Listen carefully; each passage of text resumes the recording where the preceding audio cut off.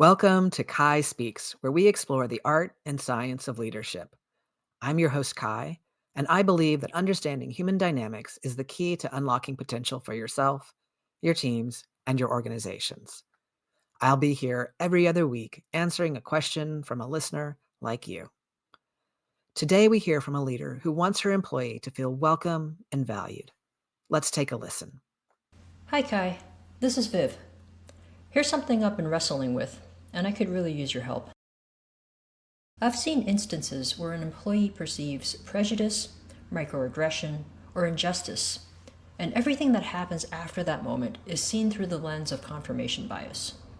Efforts on the part of the team or organization to listen and improve the situation are somehow not the right thing or not enough. Changes that are implemented are dismissed as too little, too late.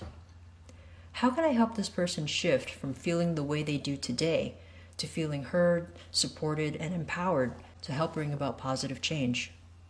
Yeah, thank you so much for that question. And this can be a really tough one, and it's one that comes up in the consulting work I do fairly often in various configurations.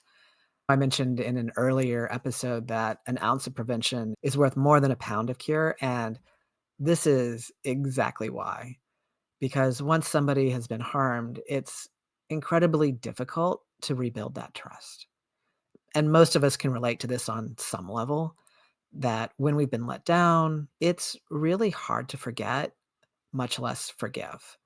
And in fact, hypervigilance is a predictable response to experiencing harm. But if you're the leader and you're making good faith efforts at changing behavior and culture, it can be really disheartening to see that your efforts aren't getting through.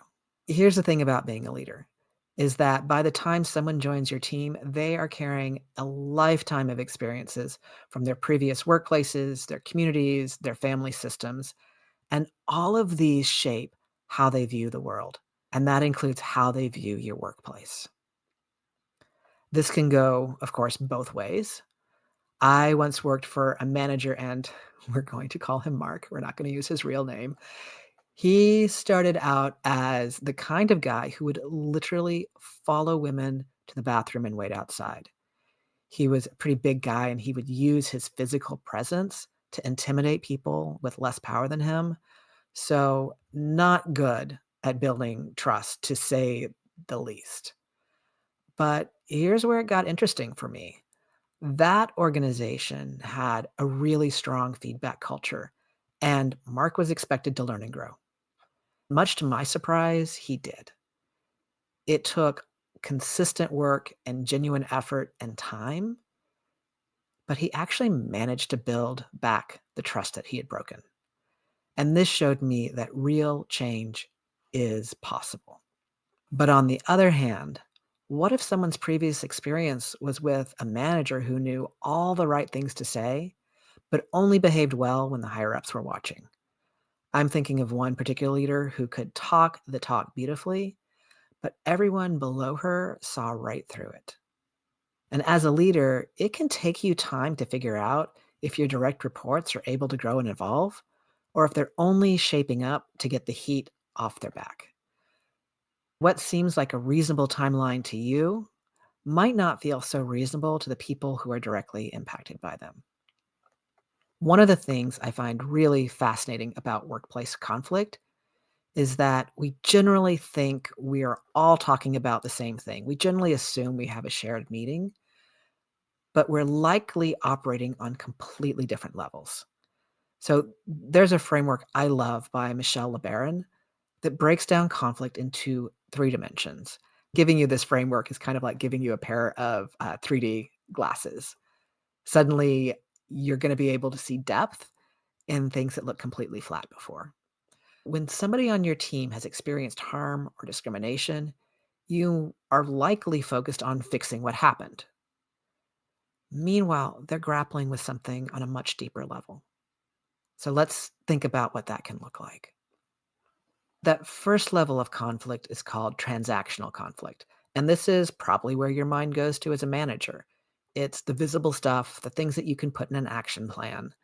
And you're likely thinking, okay, we addressed the bias in our hiring process, or we changed how we assign projects. And from your perspective, the problem is solved, right? But that is just the surface level. So you might be on that surface level, but it's likely your employee is at a different level. So let's look at the next layer, and that is called relational conflict. And this is the can I trust you anymore question. It's about how you handle the situation and not just what you did about it.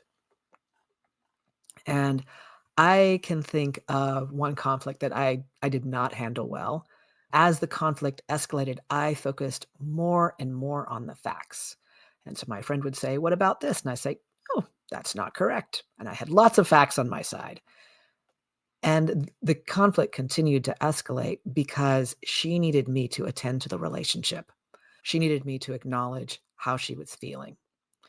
And if you are someone who has been on either side of this conflict, focusing solely on the facts or being on the brunt of somebody who is solely focused on the fact, you've got a pretty good idea of how well that worked out. The last and deepest level of conflict is called symbolic conflict. This is about identity, values, and what situations mean beyond what just happened on the surface. Let's talk through a few examples. Say you have a team member who is the only one of some category, of some social identity. Let's say, for this example, they're a person of color and they're on the senior leadership team. When they're interrupted in meetings, it's not just about the interruption, it becomes a symbol of every time they've had to fight to be heard in their career.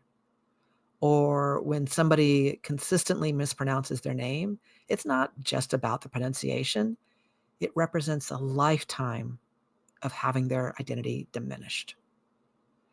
And so this symbolic conflict can show up when you're least expecting it. Maybe you change the office seating arrangement and you really did this with efficiency in mind. But for your employee, when they were moved away from the main area, it felt like being pushed to the margins, both literally and figuratively. Maybe you scheduled an important team meeting during a religious holiday, and the conflict's not really about the scheduling. It's about feeling that their cultural identity isn't valued or considered. This is why some conflicts can feel way bigger than they quote unquote should. What looks like an overreaction to you might be the very last straw in a long string of experiences that share a deeper meaning. You can't address symbolic conflicts with only practical solutions. You can't just say, well, we'll make sure to record the meeting or we'll send you the notes. You have to acknowledge and engage with the deeper meaning behind the situation. Let's think through some strategies that really do work. The first one is you need to acknowledge the pattern, not just the incident.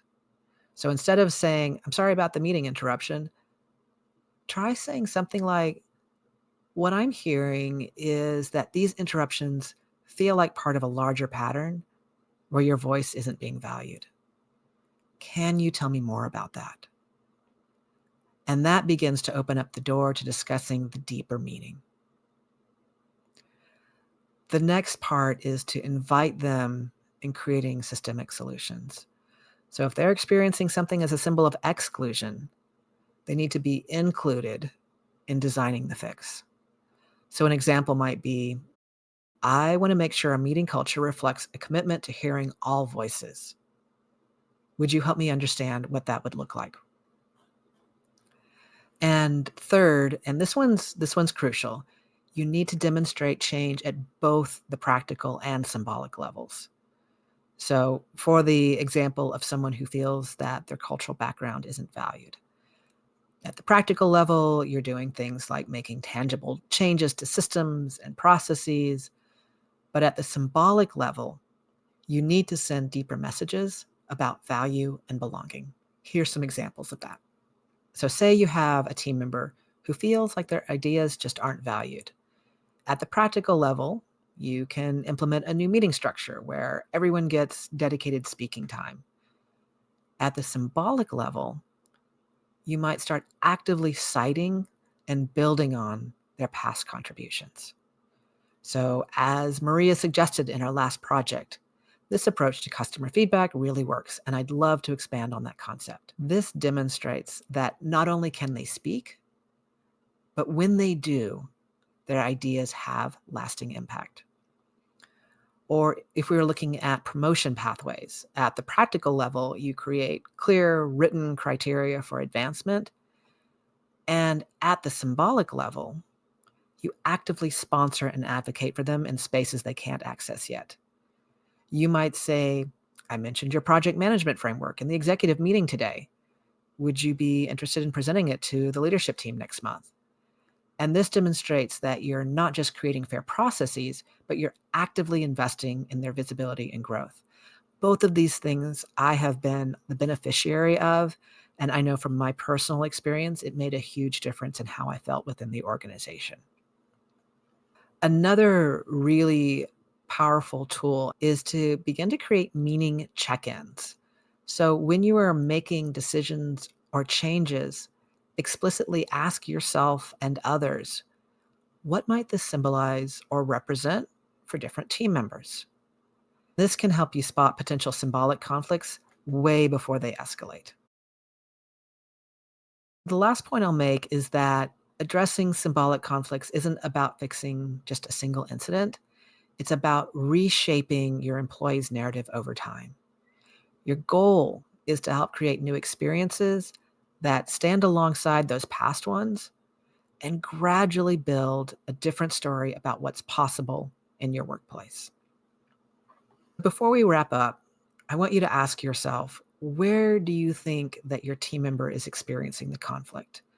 Are they at the transactional level with facts? Are they at the relational level where they are wondering about their relationship to you or other people in the organization? Is it strong enough? Are they respected? Or is it symbolic? Is it pulling up a lifetime of history? And this last act is just the straw on the camel's back.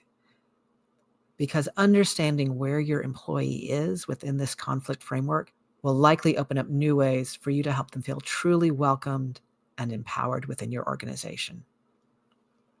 As always, you can subscribe to Kai Speaks for free on Apple Podcasts, Spotify, or kaispeaks.substack.com. Paying subscribers on Substack get exclusive content, including curated resources and references, as well as the video of this episode, for as little as $8 a month. And if you've got a leadership challenge you'd like me to address, head over to kaistowers.com/kaispeaks to share your question. Let's keep growing together.